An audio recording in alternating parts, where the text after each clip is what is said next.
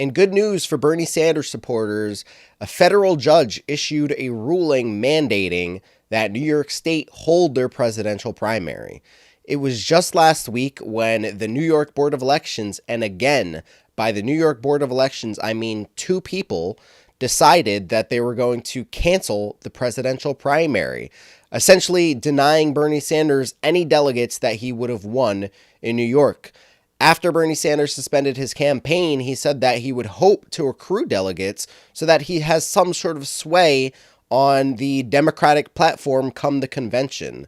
So The Hill reports this story here, and they say, a federal judge issued a ruling Tuesday requiring New York to hold its presidential primary in June and restore Senator Bernie Sanders and other former presidential contenders to the ballot.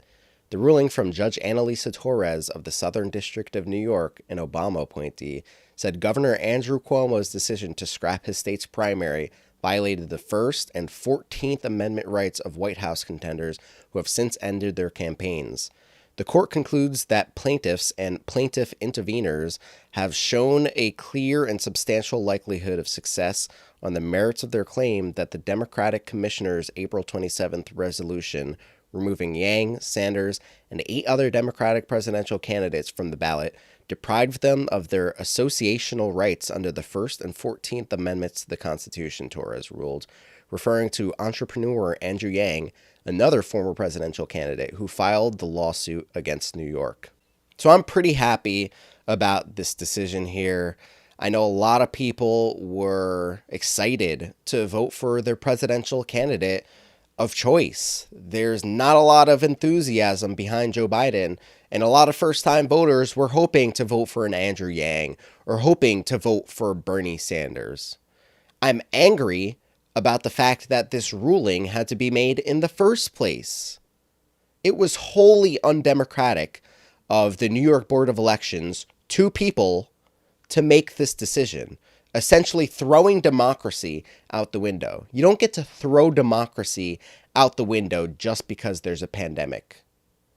You push the primary back. You had all of this time to figure out how we can vote by mail, so do it. Do it. It was wholly undemocratic. And it seems like they're going to try to appeal this decision, which I hope that appeal fails because it is undemocratic.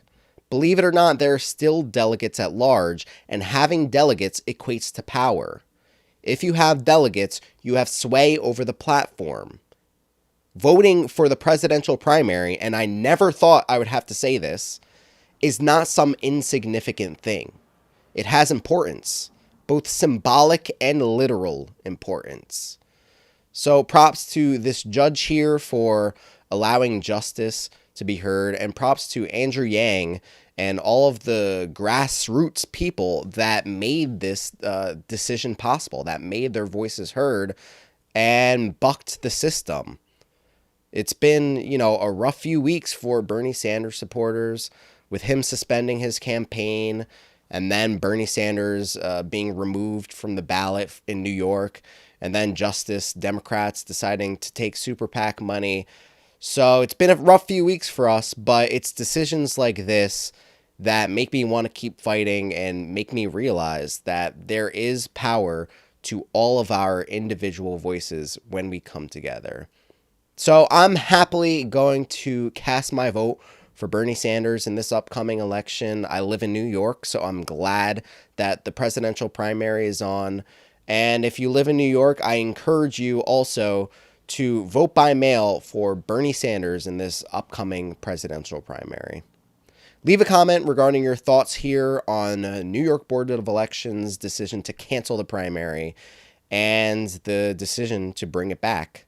And subscribe to join the political revolution against mainstream media. CNN, MSNBC, they're bought and paid for. Independent progressive media is the path forward. Thanks for watching, and we'll see you next time.